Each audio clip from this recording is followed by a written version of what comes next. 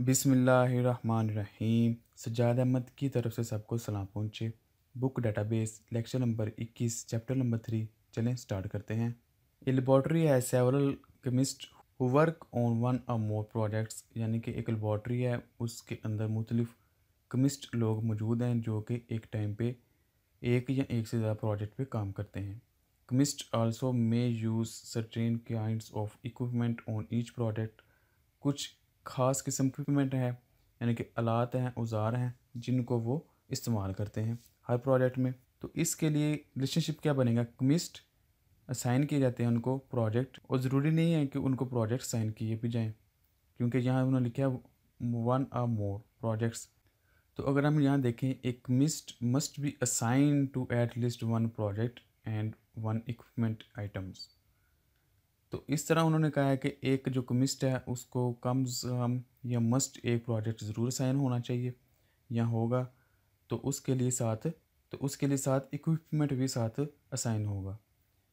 तो उसके लिए सिंपल रिलेशनशिप तो यही है कि केमिस्ट असाइन किए जाते हैं प्रोजेक्ट को, और प्रोजेक्ट जब साइन किए जाते हैं केमिस्ट को एक या एक से ज़्यादा भी, लेकिन इनके दरमियान जो रिलेशनशिप बन रहा है उसके अंदर इक्विपमेंट को ज़रूर शामिल किया जाएगा। तो इनके जो एट्रीब्यूट्स बयान किए गए हैं उसमें यही है कि attributes of the chemist include employ ID, ये आइडेंटिफाई के तौर पर, जहाँ आइडेंटिफायर आएगा वहाँ हम नीचे लाइन लगानी है, नेम एंड फ़ोन नंबर, ये चीज़। उसके बाद the project include project ID. इस तरह प्रोजेक्ट के जो एट्रीब्यूट्स हैं वो प्रोजेक्ट आईडी है, उसके नीचे हम असाइन लाइन लगा देंगे क्योंकि ये आइडेंटिफायर के तौर पर बयान की गई है, और उसकी starting date.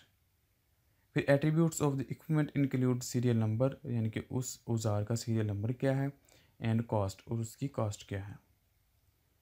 The organization wishes to record assign date. तो ये ऑर्गेनाइजेशन चाहती है कि हम एक असाइनिंग डेट का रिकॉर्ड भी रखें, यानी कि जब कोई इक्विपमेंट असाइन किया जाता है किसी को या प्रोजेक्ट असाइन किया जाता है तो उसकी असाइनिंग डेट भी हम रखना चाहते हैं। तो असाइनिंग डेट इसके साथ ये अटैच हो जाएगी।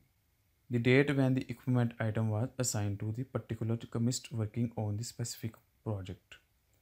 तो जब कोई इक्विपमेंट असाइन किया गया है तो उसके लिए असाइनिंग डेट भी वो रिकॉर्ड रखना चाहते हैं कि कब वो असाइन किया गया था। तो इस तरह आप इसकी डायग्राम देख सकते हैं, इसकी प्रैक्टिस कीजिएगा। इसी तरह draw year model for the following scenario. A college course में हैव वन और मोर शेड्यूल सेक्शन और may not have a schedule section, यानी कि एक से ज़्यादा भी हो सकते हैं और नहीं भी हो सकते, ऑप्शनल का। तो इसको हम इस तरह देख सकते हैं कि वो एक से ज़्यादा भी हो सकते हैं और ऑप्शनल भी हो सकते हैं। सेम इसी तरह attributes of the course include course ID, course name and units. तो कोर्स के अंदर क्या आएगा? कोर्स आईडी, कोर्स नेम और कोर्स के यूनिट्स आएंगे। और attribute of the section include section number end semester ID, यानी कि जो सेक्शन के अंदर उसके एट्रीब्यूट्स हैं वो दो हैं, एक है सेक्शन नंबर और दूसरा है सेमेस्टर आईडी। तो ये आप देख सकते हैं, ये सेक्शन है और उसके अंदर दो एट्रीब्यूट्स हैं, सेक्शन नंबर और semester ID. Semester ID is composed of two parts. इस तरह सेमेस्टर आईडी आगे फिर दो हिस्सों पर मुश्तमिल है, सेमेस्टर एंड ईयर, कि कौन सा सेमेस्टर था और किस ईयर का था। तो ये आप देख सकते हैं, सेमेस्टर के आगे उसके दो टाइप हैं, सेमेस्टर और ईयर। सेमेस्टर आईडी के आगे तो फिर दो टाइप्स हैं। Section number is an integer such as 1 or 2 that distinguishes one section from the other in the same course but does not uniquely identify a section। इसी तरह एक प्रोजेक्ट है जिसके अंदर है एक हॉस्पिटल है जो has a large number of registered physician, यानी कि डॉक्टर या मोलॉजिस्ट एक हॉस्पिटल के अंदर बहुत ज़्यादा अवेलेबल हैं। Attribute of the physician include physician ID, ये आइडेंटिफायर के तौर पर है। जिस तरह आप देख सकते हैं, एक फिजिशियन है और एक पेशेंट का आपस में रिलेशनशिप है, और फिजिशियन जो है उसकी एट्रीब्यूट्स जो हैं वो फिजिशियन आईडी है और उसकी स्पेशलिटी है। फिजिशियन आईडी जो है एज ए आइडेंटिफायर के तौर पर है, उसके नीचे हमने लाइन लगा दी है। एंड स्पेशली पेशेंट और admit to the hospital by physicians, यानी कि जो डॉक्टर हैं उनकी तरफ से हॉस्पिटल के अंदर पेशेंट को एडमिट किया जाता है, यानी कि अगर वो कहेंगे तो फिर ही एडमिट किया जाएगा। तो एट्रीब्यूट्स ऑफ द पेशेंट, मरीज़ के एट्रीब्यूट्स क्या हैं? इंक्लूड पेशेंट आईडी, उसकी एक आईडी होगी जो कि आइडेंटिफायर के तौर पर बयान की गई है, एंड पेशेंट नेम, और उसका नेम होगा। Any admitted must have exactly one admitted patients. कोई भी अगर पेशेंट एडमिट हुआ है तो ज़रूरी है कि उसको कोई ना कोई एडमिट करने वाला फिजिशियन यानी कि मुआलिज या डॉक्टर अवेलेबल हो, यानी कि एडमिट का रिलेशनशिप उसके साथ बनेगा 1 का, कि कम से कम पेशेंट को जिसने एडमिट किया है वो एक मौजूद ज़रूर होना चाहिए, क्योंकि जहाँ जितने भी एडमिट होंगे यहाँ मरीज़ वो किसी न किसी डॉक्टर के रेफरेंस से या कोई डॉक्टर एडमिट करेगा तो ही तब वो एडमिट होंगे। तो इसका आप रिलेशनशिप दे सकते हैं, पेशेंट एडमिट्स 1 यानी कि 1 to 1 फिजिशियंस, यानी कि जो पेशेंट्स एडमिट हुआ है, यानी कि जो पेशेंट एडमिट हुआ है वो कम से कम एक फिजिशियन ज़रूर होगा उसके लिए। फिजिशियन में admit any number of the patients, तो जो पेशेंट्स एडमिट होते हैं उनको फिजिशियंस यानी कि मुआलिज वो हैं, उनको फिजिशियंस एडमिट करते हैं, तो वो उनकी मर्ज़ी है कि वो मैनी भी एडमिट कर सकते हैं और हो सकता है वो ना भी करें।